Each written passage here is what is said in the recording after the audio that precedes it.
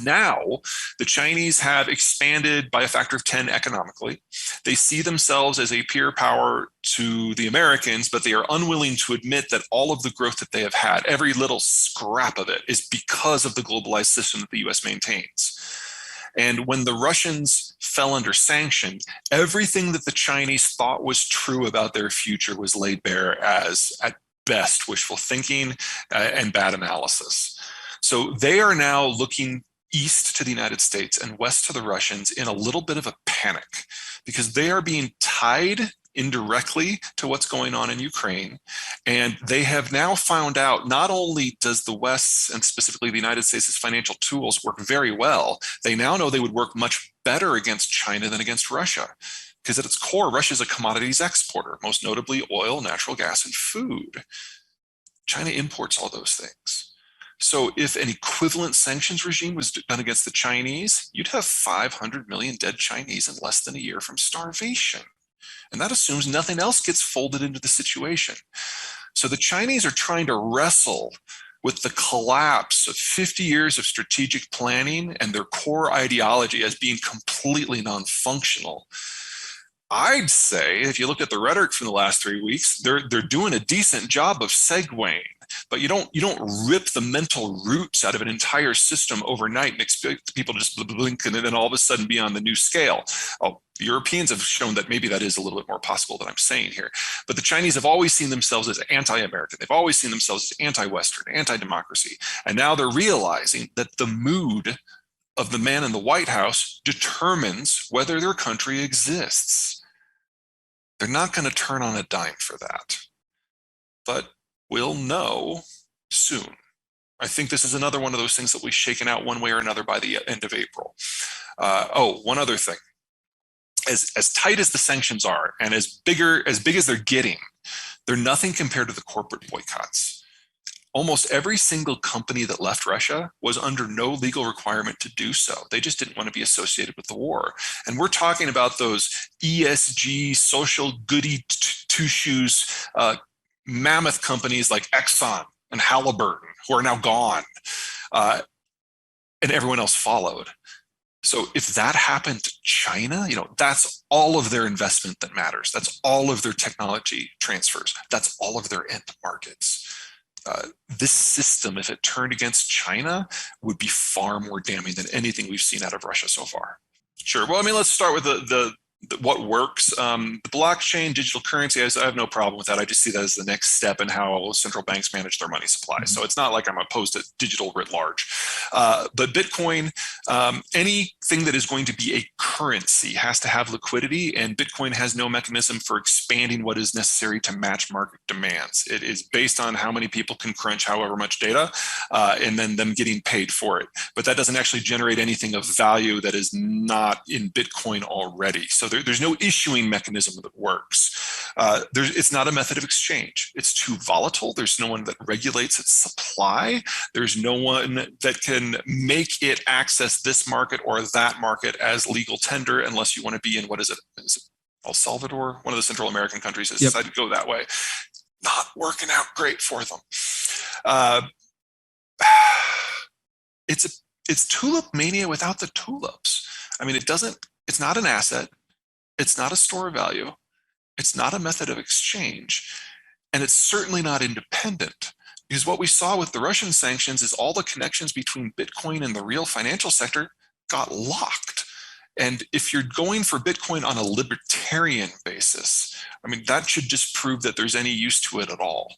So that's kind of like the big three from my point. See, when you put it that way, it makes it sound like digital gold. And I would also argue that gold is a horrible vehicle for store of value. We've seen that with the Russians. All of their gold is in the country. They can't trade it. It's worth nothing to them now. And so when I see Bitcoin, yes, it's there behind the scenes, but it's their connections to the real financial sector that allow it to be exchanged. And those can be blocked by a central bank without even needing an executive order. So the degree of vulnerability for the asset overall just seems extreme to me. You're basically making the EV argument there. If we rip out the old architecture and put in an architecture that is designed for this new asset, then everything will be fine. Unfortunately, we have to deal with life in between A and B. And the I agree only with that. people who can say that B is better are the people who are theorizing. There's no example of it. And we'd have to, first break down everything. Well, let me give you a scenario where Bitcoin or things like it might have a role in the future. Okay. The whole globalization thread that has driven everything since 1945. That's what's breaking down right now. And in my second book, Apps and Superpower, I think one of the things I said is it doesn't really matter where the break happens, it's going to cascade. So the Russia-Ukraine war was one of the specific examples I had. There was one in the Persian Gulf, there's one in East Asia. If you move away from the trade environment that we have, it's not that the dollar standard goes away. It probably becomes more important because the United States will be even more emotionally disconnected from other sections of the world and be more of an impartial arbiter, and the dollar will be more important and take more market share. But if you break down into a series of disconnected regional trading networks, not all of them have a country at its core that I would consider an economic power. So when you're looking at certain parts of the world that are going to lack access to and influence over any sort of Federal Reserve action, having another method of exchange that is not the physical US dollar has a role. You'll have to keep the electricity on. You'll have to keep the web working. And some of these places probably aren't going to be able to manage that. But there are other ways to establish a method of exchange in an environment where the US just doesn't care about half the planet. 3 strategies. One of the strategies used to be to find a regional pole like the euro or the yuan to work with. That has becoming less and less popular as people realize just how much the Chinese manipulate their currency, and especially in the aftermath of this round of sanctions against the Russians, even the euro is not seen as a good role for that. So we're left with 2 others. One is amalgamation, where you have a number of countries that pool their financial heft to make a regional currency, like the Caribbean dollar, or West Africa had the West African franc. I can't even honestly remember the status of that right now. It's changed so much in the last 2 years.